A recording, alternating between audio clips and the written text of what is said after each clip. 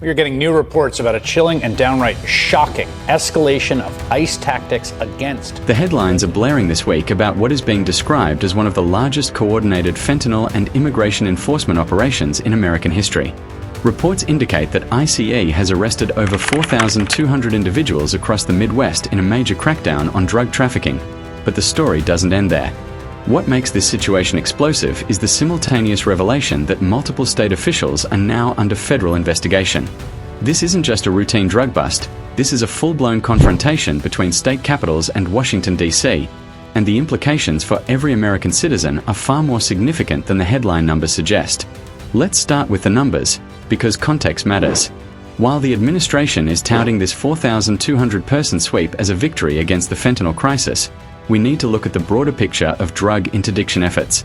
Just last week in California, Governor Gavin Newsom announced record-breaking fentanyl seizures, with state and federal partners taking more than 50 million pills and 34,000 pounds of fentanyl off the street since 2021, valued at over $500 million.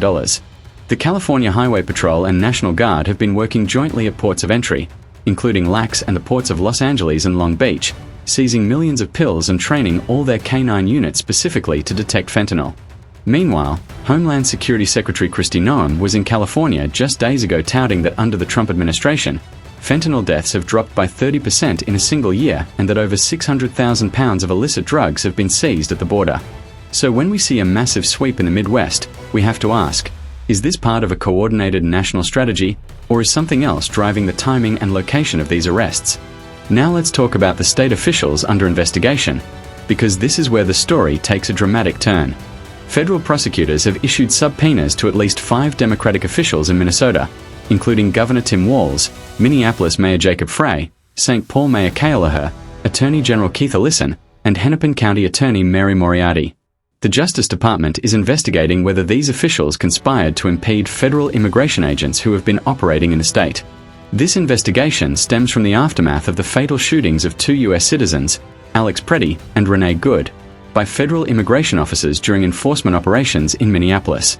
The administration initially labeled both victims as domestic terrorists who intended to harm law enforcement, but those characterizations were later proven premature when video evidence showed Preddy never brandished his firearm as officials had claimed.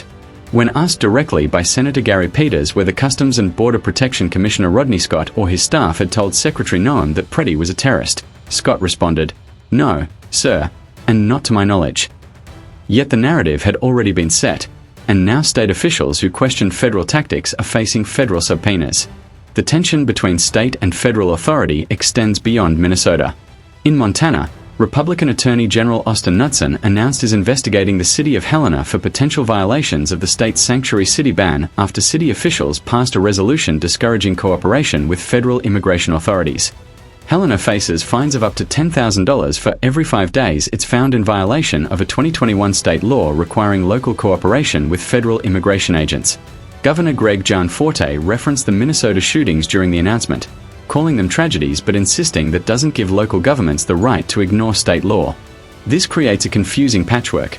In some states, officials are being investigated for not cooperating with federal agents, while in others, they're being investigated for cooperating too much or not enough, depending on which level of government you ask. What's getting lost in all of this political crossfire is the actual fentanyl problem. In Simi Valley, California, police and DEA agents recently arrested 5 men and seized more than 22 pounds of fentanyl, representing about 5 million lethal doses, along with methamphetamine, heroin, cocaine, and 12,000 counterfeit oxycodone pills pressed with fentanyl. That operation targeted a sophisticated trafficking organization operating across 3 counties, with vehicles making repeated trips delivering drugs to local neighborhoods. Meanwhile, at the federal level, lawmakers in the U.S. House are debating Trump's fentanyl-related tariffs on Canada, with Democrats pointing out that U.S. government data shows a minuscule amount of fentanyl is seized at the northern border compared to the southern border. Republican Congressman Brian Mast countered that Canadian drug seizures and Ottawa's appointment of a fentanyl czar prove the problem is real. So while politicians argue about tariffs and sanctuary cities, real drug operations continue to move product across the country. The bottom line is this: 4,200 arrests sounds like a victory, and removing fentanyl from our communities is absolutely a win, period.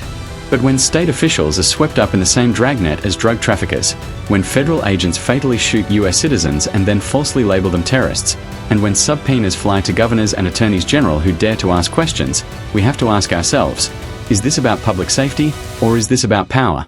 Minnesota Attorney General Keith Ellison put it bluntly when he testified before the Senate, saying the federal government didn't surge forensic accountants to investigate fraud.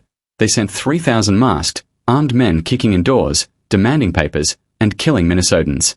Whether you agree with his politics or not, that's a question every American should be asking as this investigation unfolds. We'll keep watching this story and bring you updates as more information becomes available.